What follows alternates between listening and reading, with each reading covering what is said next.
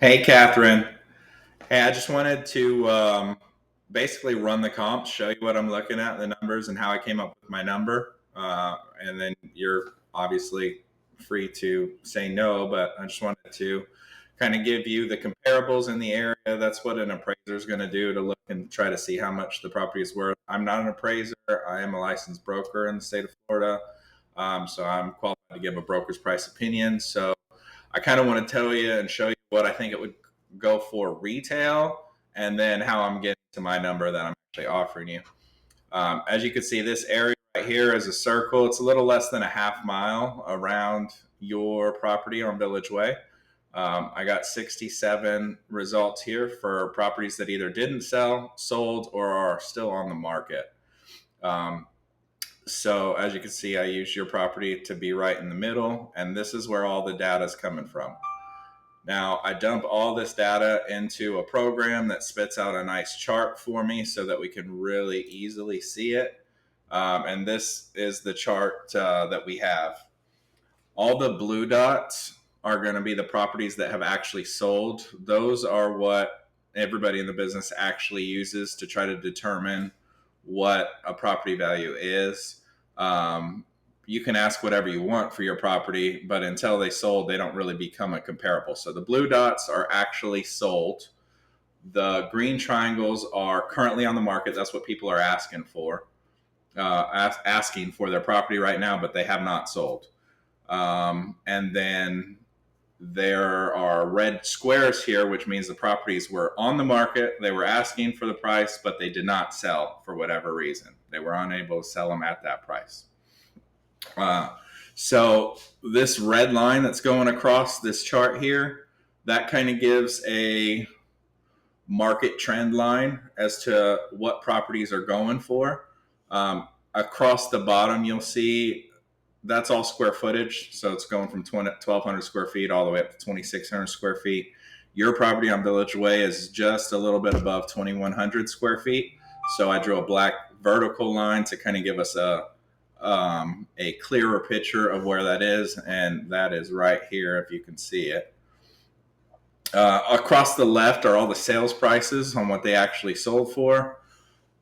So when I'm looking at your property, I'm thinking top of the line retail. If it's 100% updated, 100% beautified, like it's a brand new property, brand new build, all the bells and whistles, top, I think that property might sell for is about 365,000. Now the market's a little slow right now with interest rates up to around almost 8%. So it's been slowing down, and people haven't been able to stretch as high to the top of the market. So with that being said, what I have to count on and me as an investor, I buy properties and then I sell them for a profit. That's just what I do. So I would expect that I should be able to sell this property no problem at 325. So that's the number that I'm going to go off of. I'm going to count on I should be able to at least sell this property for 325.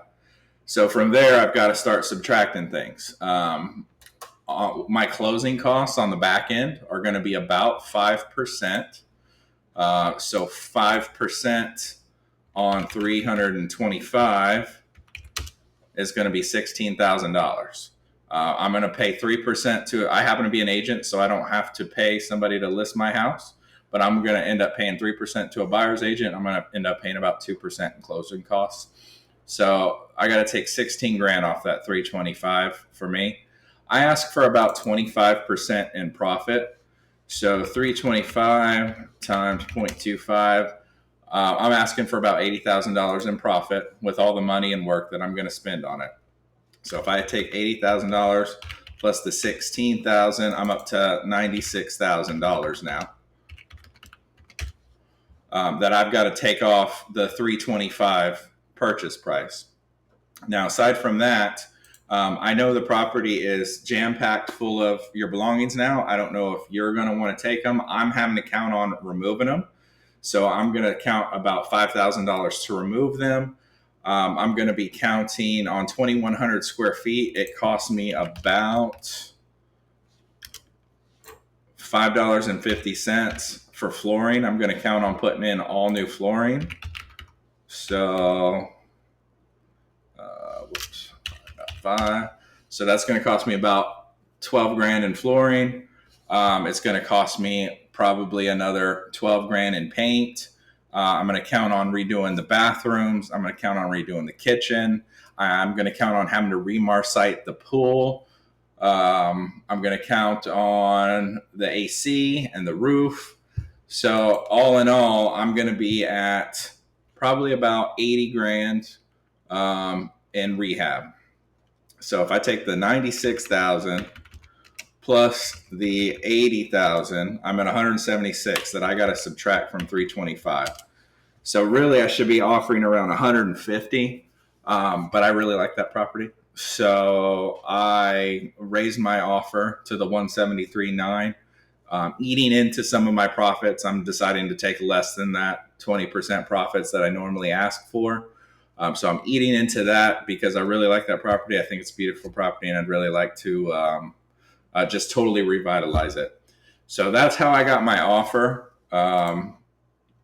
If you were to try to sell it yourself, you're going to have to either put some money into it to get retail price of probably around 325, or you're going to have to, if you want to sell it as is, then you're going to sell it to somebody like me who's going to do the same math and probably be less than where I'm at, less than the 173. But that's your choice. I just wanted to show you where I came from, how I did all the math, and now that you have it, I hope you watch the video and decide what you want to do with the property there.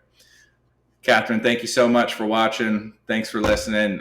You have a great day, and I hope you have a great new year.